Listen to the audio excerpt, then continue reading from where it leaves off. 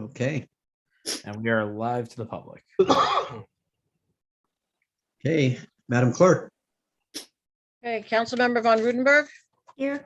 Deputy Mayor Canestrino, Here. Councilmember Pataglia, Yeah. Councilmember Carroll, Here. Mayor LaBrus. Here. Meeting is being held in accordance with the Open Public Meeting Act, NJSA 10:4-6 et sec. Notice having been published according to law, with a copy on file in the city clerk's office and a copy posted on the bulletin board in City Hall. Pursuant to the Open Public Meeting Act and recent regulations issued by the state of New Jersey, the following procedures will be in effect for public comment during the remote public meeting of the City Council. The public shall have an opportunity for comment during the designated public portion of this meeting. The time period for public comment is limited to 3 minutes for each speaker, and no person may address the council more than once, except for speaking during an advertised public hearing for an ordinance. At the time designated for public comment, the mayor or other presiding officer of the council will recognize one speaker at a time. That speaker must identify himself or herself by full name and whether or not he or she resides in Hackensack. No other member of the public is permitted to speak unless recognized by the presiding officer, and other remote attendees may be muted during that time if necessary to eliminate background noises. Meeting attendees shall exhibit appropriate demeanor during this meeting as required by Section 37-15 of the City Code. In the event any member of the public becomes disruptive at any time, the individual may be muted by the presiding officer and will receive a warning that continued disruption may result in being prevented from speaking or removed from the meeting entirely. The Zoom meeting platform has a texting function. However, this is to be used only for the purpose of advising the city's IT staff of any technical concerns or issues. The public may also submit written public comments to be audibly read into the record by the city clerk during the public portion of any remote public meeting of the City Council. Comments can be submitted by regular mail or by email to asab@hackensack.org. Comments received less than 5 hours before the start of a meeting may be carried to the next meeting. Any person who actually speaks during the public comment portion of the remote public meeting may not also have a comment read into the record. The city clerk will stop reading a written comment into the public record once it reaches a 3-minute limit. Duplicate written comments may be summarized and noted for the record in a consistent manner. Thank you. Would everybody please rise for the flag salute? I pledge allegiance to the flag The flag of the of the United United States of America And to and the to the republic republic for which it States stands, one one nation, nation, under God, indivisible, with with liberty liberty and justice justice for all. for all.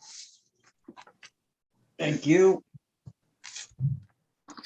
Okay, and with that, Vinnie, Thank it's you, all Mayor. yours. As far as discussions start with the resolution regarding the opioid litigation, which Steve has briefed us all on, that we're entering into that. Steve, do you have any comments along those lines? No, just that the city has filed the paperwork to participate as a party in the national opioid litigation.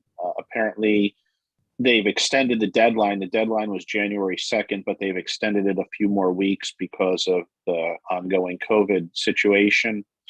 And what will happen is at that point, they will determine whether enough local government entities and states have agreed to participate in this settlement for it to proceed forward. Because obviously, these companies, which include, I believe, Johnson & Johnson, they don't want to be subject to lawsuit after lawsuit. So the whole point of a class action is to get to resolve the issue on a global scale. So what's going to happen next is if enough municipalities participate in counties, and my understanding is all eligible municipalities in Bergen County have agreed to participate, then the settlement will proceed forward. And at that point, the city is likely to receive some compensation for the opioid crisis in the municipality, which will have to be used for certain programs such as opioid treatment. So it's not just like a typical slip and fall lawsuit settlement where you get a check. The money will be dedicated to helping to relieve the opioid crisis. So I think we all hope that the settlement goes through and the city receives its fair share for the harm that's been caused by the scourge of opioids. So that's where we're at. And if there's any updates, I will let you know. Very good. Thank you. Next is regarding the zoning ordinance, Mayor, and I believe Bridget McLaughlin is going to have a short presentation on that too. Can you let Bridget in, Frank? Yep.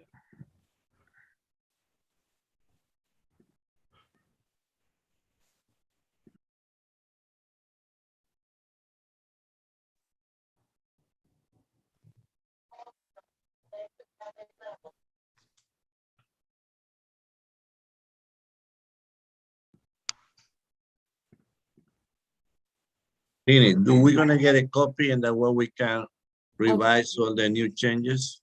Sure. Mhm. Hello, Mayor and Council, City Manager, everybody. We had done the presentation at the last meeting. I was more here making sure everything went along smoothly for the first reading. I believe right, Debbie, the ordinance was circulated with the map to the Mayor and Council. Yes, they got it in their packet on Friday, all 195 pages of it. Right, right. And I believe a memo was circulated earlier. That, From Steve, that, with Steve, the, oh, yeah. Okay, You're talking So- about the notice? yeah, Bridget? we circulated the notice earlier, which outlines the major changes into the ordinance.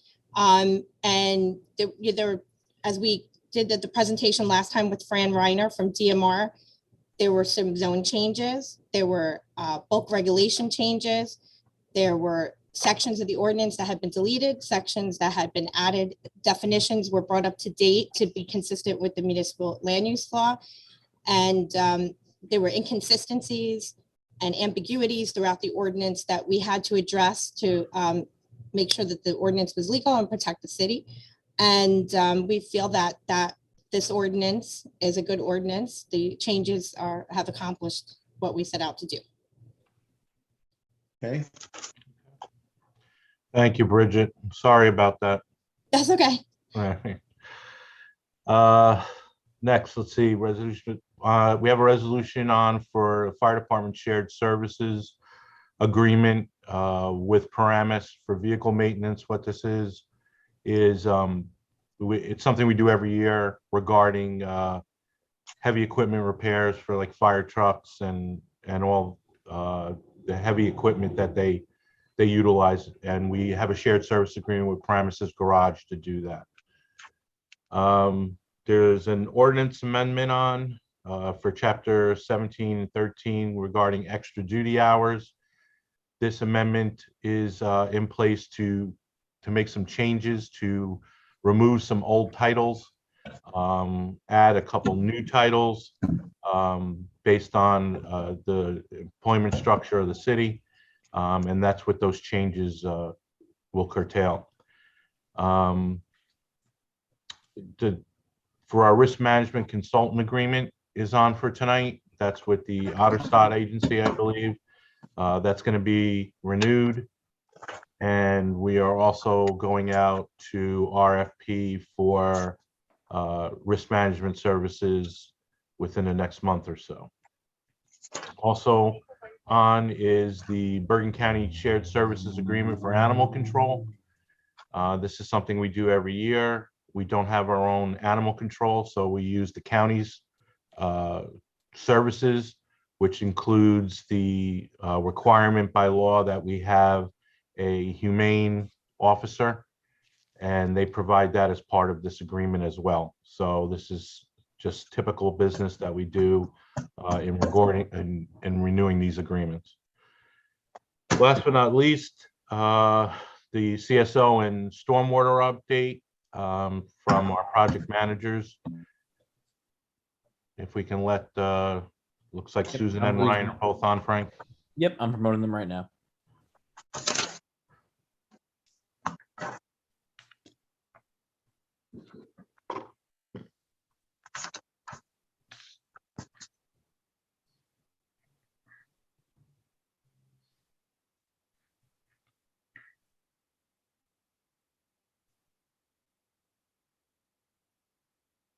Susan, Ryan.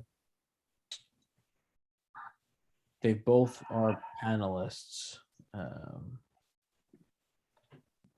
Good evening, Mayor and Council, City Manager. Thank you for having Ryan and myself present this meeting's update. As usual, I'm going to share my screen. Just give me a moment, please.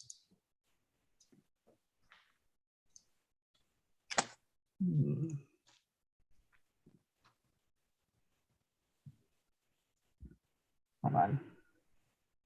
All these things are popping up. Share screen.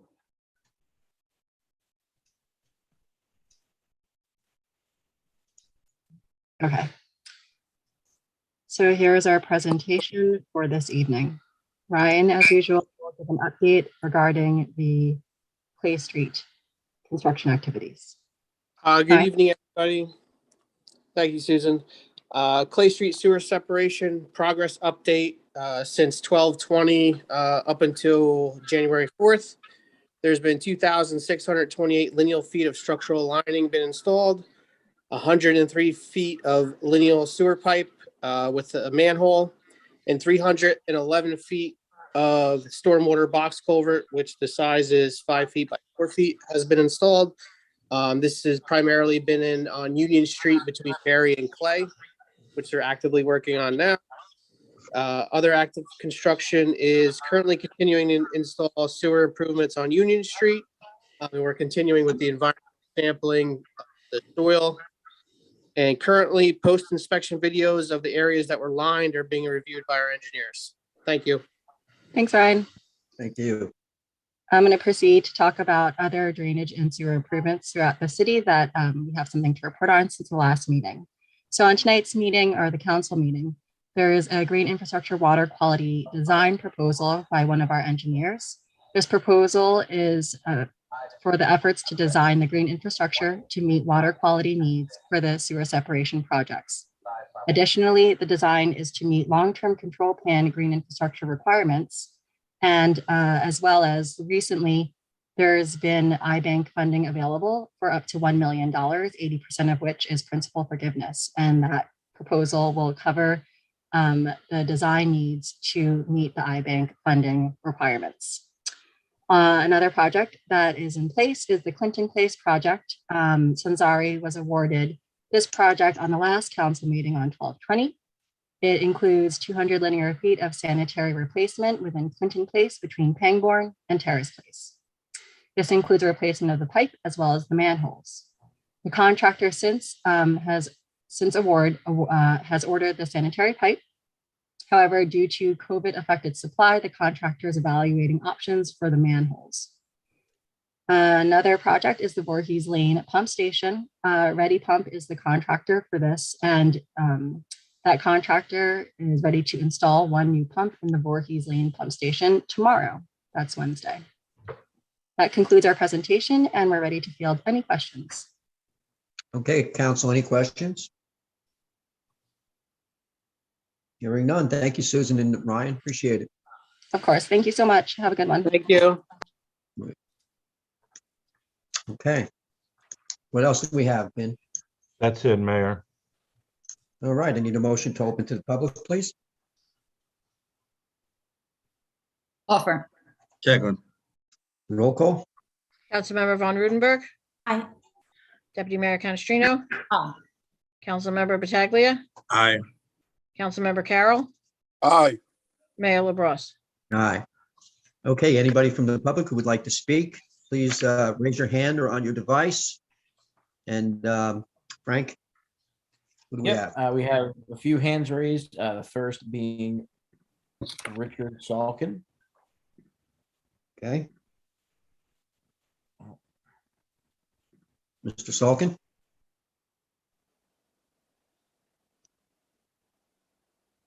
Mr. Salkin, have you unmuted yourself? I think I did. Can you Yes, hear I me? can hear you now. Okay. Yes, we can hear you. Thank you. Okay. Frank, you have the Salt clock. in Hackensack, New Jersey. I want to talk about Atlantic. Can you please? That's really distracting, but if you have to put that up, I'll be done in less than 3 minutes. But I want to talk about Atlantic Street. And saw we put up a blinking light for a while that said no parking anytime. And what that accomplished was the elimination of one illegal spot so that one less person could stop and illegally park there and force the eastern bound traffic into the western bound lanes. So the only time I saw anything work on that issue was when a patrol car was up at the top of the hill. When I went past it, there was nobody parked there. He got on his intercom and said, move on, and they did. What you have there, really, if you think about it, you got the convergence of three bad situations. We've got the bus stop, which Mr. Ehrenberg, may rest in peace, moved, but didn't solve the problem because you're still going into the oncoming lane if you're heading in the east direction. And frankly, I poured over your bus stop ordinance, and there's nothing about that stop. So the stop got established and moved without benefit of the ordinance that you were supposed to do, but you never did. Because you know what? If you had a public hearing and had to comply with state standards on bus stops, I don't think it would cut the mustard. That's that part of it. Again, the pedestrians flying across the street from all angles. It's not very well lit. It's a real dangerous situation. And the car's double parked. I've touched on. I get back to this. I'm not a traffic expert. I'm not a safety expert, although Ms. LaBrosse, you are now, I suppose, with your new career. I brought up the issue or the suggestion of a fence in the right of way from the entrance to the hospital nearest the Prospect down to the alcove. It'll address two problems. You'll be able to marshal the pedestrian traffic, maybe put up those blinking lights with the pedestrian, crosswalks, which you need because they're crossing all over the place. Secondly, I think it would eliminate the double parked parking because you can't go through the fence to get into the, the passenger side of a car. Now, last time I brought up a fence, Mr. LaBrosse, he said, there's other issues. I'm not clear on, I can't get my head around exactly what issues those will be. You got to do something. I keep saying this. I've been saying this for years. It's a real disaster waiting to happen. Thank you for your time. Thank you, Mr. Salkin. Next person with their hand up, Frank.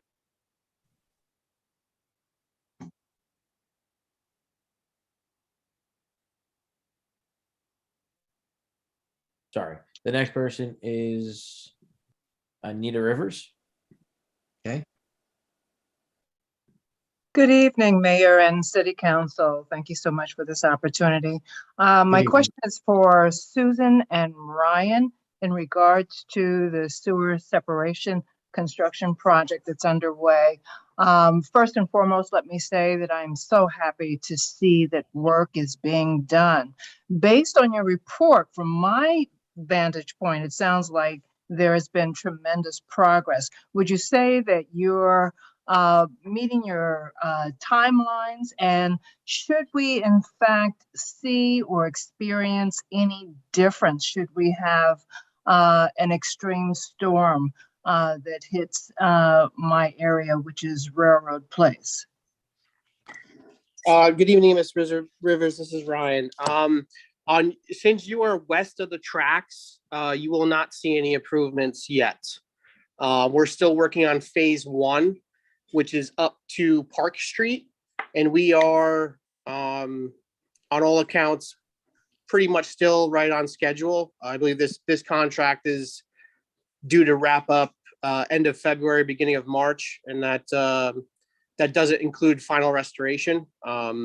So we're still on track for next year, getting under the tracks and coming onto your side of the tracks, if that helps. In this year, it's January.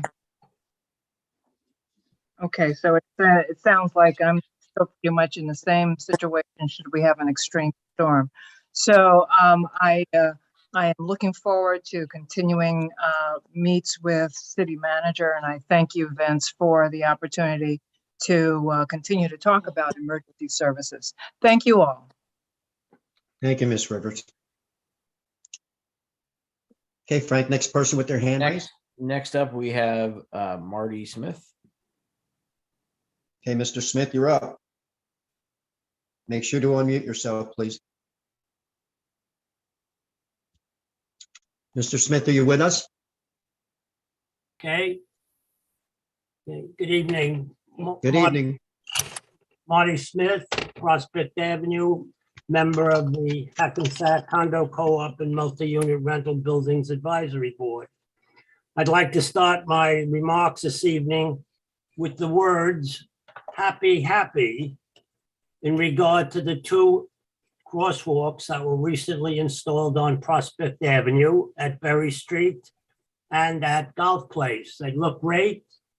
And now all we have to do is make sure that pedestrians use them.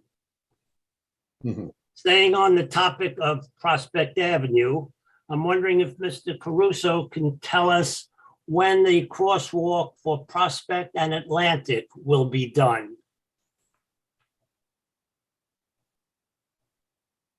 Do you want him to answer now, or do you want to finish your other questions, Mr. Smith? Okay, I'll continue. Also, in regard to the request by the advisory board for a dedicated left turn lane to be installed for northbound traffic on Prospect Avenue at Passaic, I know that this has been approved by the Hackensack Traffic Department and that drawings have been sent to county for their input. Question, do we have any information from county on this proposal at this time? Next, I would like to bring up the issue of what our committee considers to be the most dangerous street in Hackensack, that being Polyfly Road. At the December 7th COW meeting, we gave the council a list of 5 items, which should be in your council minutes, of why Polyfly Road is dangerous. Our committee is not sure if Polyfly Road is strictly under county jurisdiction or if Hackensack has joint responsibility for it. Can you enlighten us in this regard? There are 3 things that can be done on Polyfly Road to make it much safer. 1, reducing the speed limit from 35 to 30. 2, installing crosswalks between Essex Street and the Route 80 overpass. And 3, installing traffic safety devices with flashing red lights instead of yellow lights. These devices do not flash unless they are activated by a pedestrian wishing to cross the street. This way, traffic is not interrupted at any time other than when a pedestrian is crossing. So these are our main questions. You know that we did have a fatal accident on Polyfly Road this past year. Polyfly Road is a street that is waiting for another accident to happen, and action should be taken to improve its safety. Thank you. Thank you, Mr. Smith. Vinny, so you got his questions are American Legion, I believe, on Prospect, that crosswalk. Any word on that? Prospect, and is it Prospect and Atlantic or Prospect and American Legion? Which one was it, Mr. Smith? I'm sorry. Atlantic. Atlantic, my bad. Yeah, Atlantic Street. Prospect and Atlantic, that crosswalk, I will have to check on because I don't have that particular one on my list today.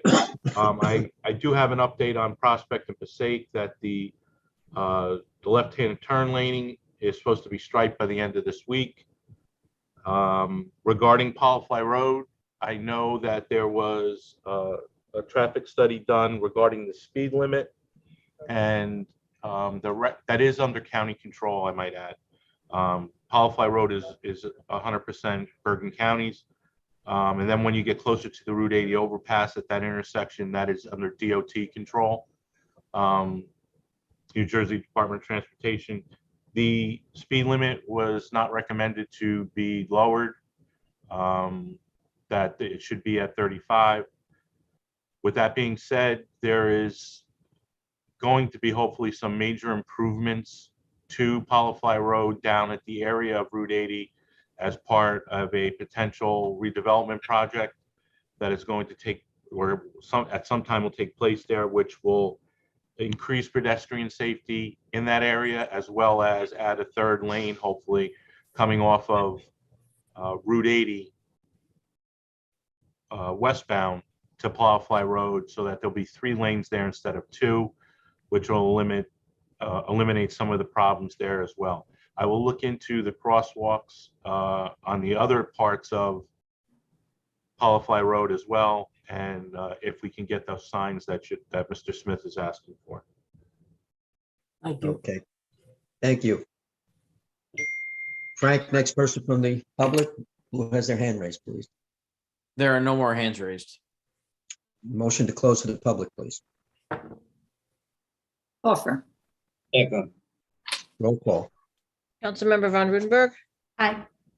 Deputy Mayor Canestrino, Aye. Councilmember Pataglia. Aye.